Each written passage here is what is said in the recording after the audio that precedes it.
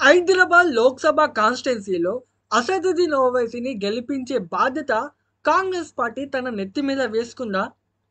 Maybe ఇలా ఎవరు ఆలోచించి ఉండకపోవచ్చు. ఎందుకంటే బీఆర్ఎస్ పార్టీ గత 10 ఏళ్ల పాలనలో అసదుద్దీన్ ఓవైసీతో చాలా కలుపుగోలుగా ఉంది. కేసీఆర్ స్వయంగా అసదుద్దీన్ ఓవైసీ యొక్క ఎంఐఎం పార్టీని తన ఫ్రెండ్లీ పార్టీగా భావించి చాలా అన్యోన్యంగా ఉండేది.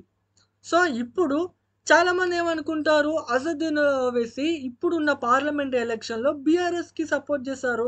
అలాగే బీఆర్ఎస్ గూడా అసదుద్దీన్ ఓవైసీకే సపోర్ట్ చేస్తది.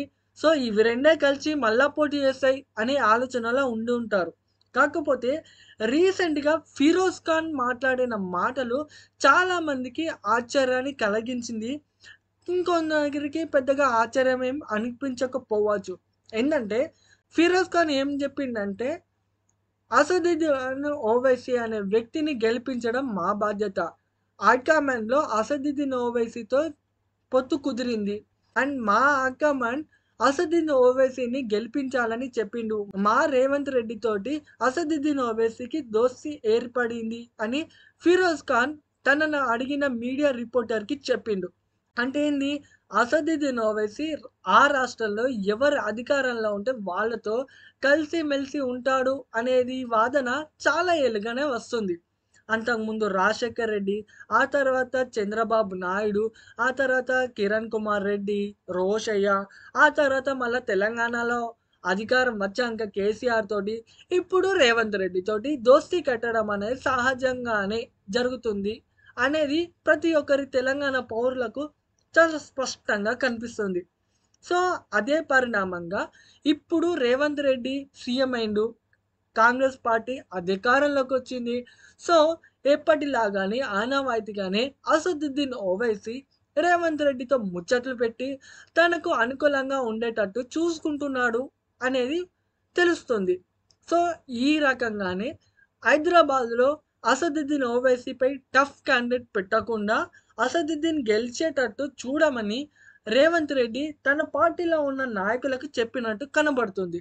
సో, ఇదే విధంగా ఫిరోజ్ ఖాన్‌ని గూడా ఓల్డ్ సిటీ వైపు చూడకుండా తన ఏరియాలో కాంగ్రెస్ పార్టీకి ఓట్లు వచ్చేటట్టు సికింద్రాబాద్‌లో కిషన్ రెడ్డి ఓడిపోయేటట్టు, ఎందుకంటే తన నాంపల్లి కాన్స్టిట్యున్సీ అనేది సికింద్రాబాద్ పార్లమెంట్ కిందికి ఉంటుంది.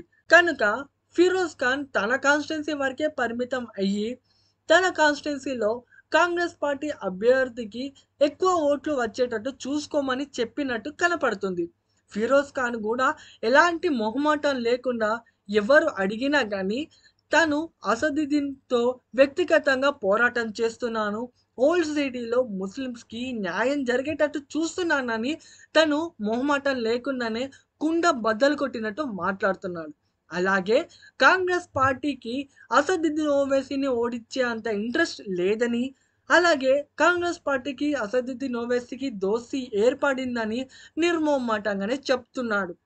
అండ్ ఏది ఏమైనప్పటికీ అసదుద్దీన్ ఓవైసీపై తన వ్యక్తిగత పోరాటం ఆగిపోదని, ఎప్పటికైనా అసదుద్దీన్ ఓవైసీ నుంచి ఓల్డ్ సిటీ ప్రజలను కాపాడి, ఓల్డ్ సిటీ ప్రజల అభివృద్ధి కోసం కృషి చేశానని ఫిరోజ్ ఖాన్ అంటుండు. సో, ఇది కథ.